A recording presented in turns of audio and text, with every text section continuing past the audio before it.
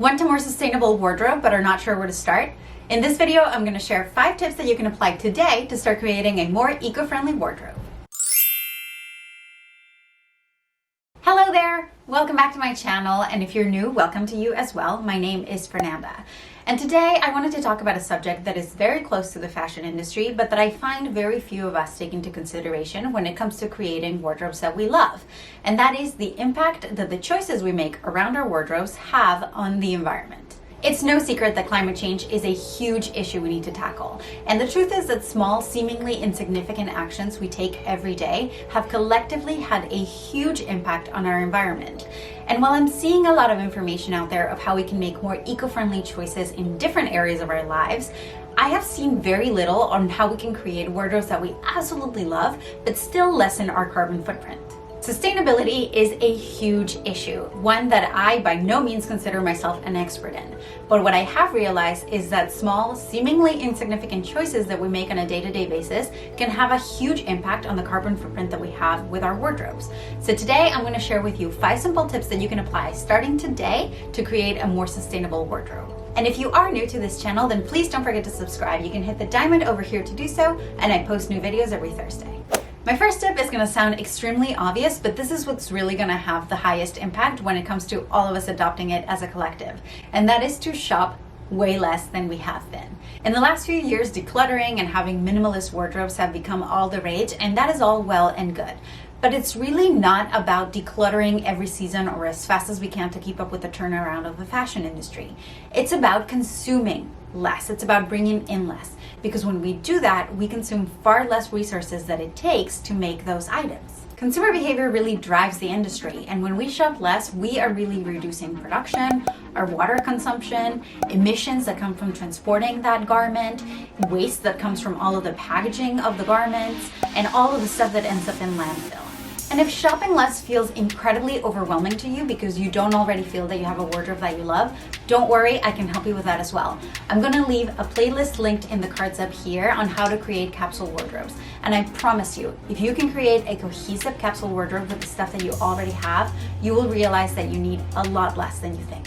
But even if we reduce the amount of shopping that we do drastically, there will be those times where we need to plug a hole in our wardrobes. And for that, my second tip is to buy secondhand as much as possible. I know, I'm a dork. Shopping secondhand really has a lot more impact than a lot of us realize. And consider this, if every single person in the US purchased just one of the items that they purchase every year secondhand, the collective impact would be the same as removing 1 million cars off the road for that entire year. Visiting thrift stores and consignment stores in your area is a great option for buying secondhand, but I do admit that they're not ideal for everyone.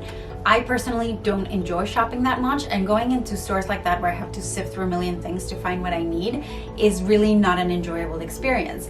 But I find that online secondhand retailers are fantastic. Stores like ThredUp or Poshmark, when I know exactly what I'm looking for and I can even filter what I see through my size or the color that I'm looking for, then the experience is a lot more efficient and a lot more enjoyable. So I highly recommend you check those out. My third tip is to switch your laundry detergent to an eco-friendly alternative. When it comes to having a sustainable wardrobe, we really think about the clothes, but we don't think about everything around the clothes, like our hangers, if we're using dryer balls, what we use to clean them, and all of those collective decisions have a huge impact on the environment. When it comes to your laundry detergent, unless you're already using something that is very eco-friendly, you're probably using something mainstream, and that is terrible for 2 reasons. One, a lot of those things are full of chemicals that are not great for you, but not great for the environment either. And second, chances are that it comes in a huge plastic jug, which you have to discard of when you're done with it. And we would love to think that plastic is recyclable, but the truth is that it never decomposes. A simple solution is to just switch your laundry detergent to a more eco-friendly alternative. And the truth is that there is a lot of options in the market right now, and a lot of them work just as well as the leading brands. The one I'm using at the moment is this one. It's called True Earth Eco Strips Laundry Detergent, and it's great. It's actually not liquid. It comes in a little tab like this that is pre-perforated, and when you're ready to use it, you just fold it like that, tear out a strip, and this equals 1 load. You put it onto your washing machine, it dissolves, and it creates 0 waste. And also the packaging is completely compostable or recyclable because it's made out of cardboard. It's so good. I've been using it for over a month and I was honestly very impressed. And full disclosure, the brand sent this to me to try, but I don't think I'm going back to regular liquid laundry detergent because this carries so easy, it stores so easily so that I don't have to bring like a huge liquid jug to the laundromat. And then when I'm done with it, I just like put it like that into a cabinet, and this is how much space it takes. So fantastic, highly recommended. I will have it linked in the description below. My fourth tip is to buy or rent clothing as opposed to buying something new. This is something that I saw my mom do all the time when I was growing up. Whenever she had an event that she had to go to, or we were traveling to a place where we didn't have the right clothing because say it was going to be too cold, then she would turn to her girlfriends and see what we could borrow instead of buying something that we were only going to wear once.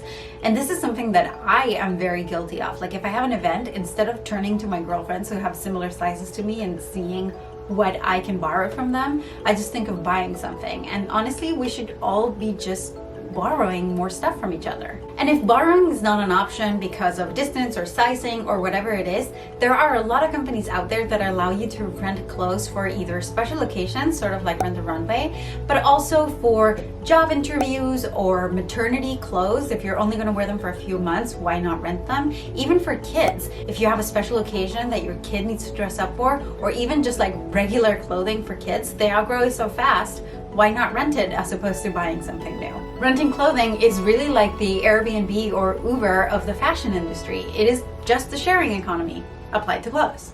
My fifth tip is to host clothing swap parties.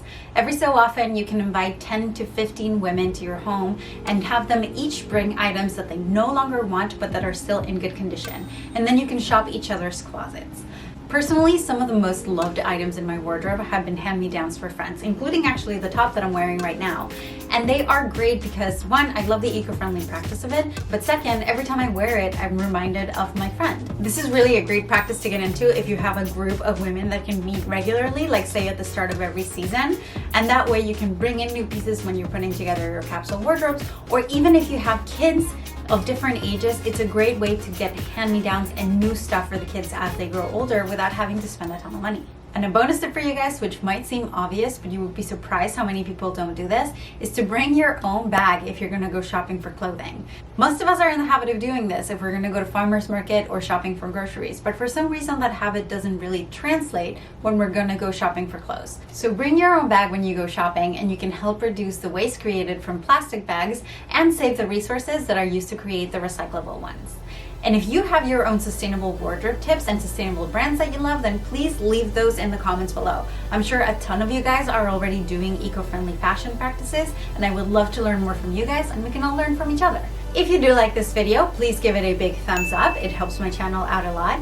And if you are looking for more tips to make the most out of a minimalist wardrobe, you can click on either of these two videos appearing on the screen now. Thank you so much for watching, and I will see you next week. Bye.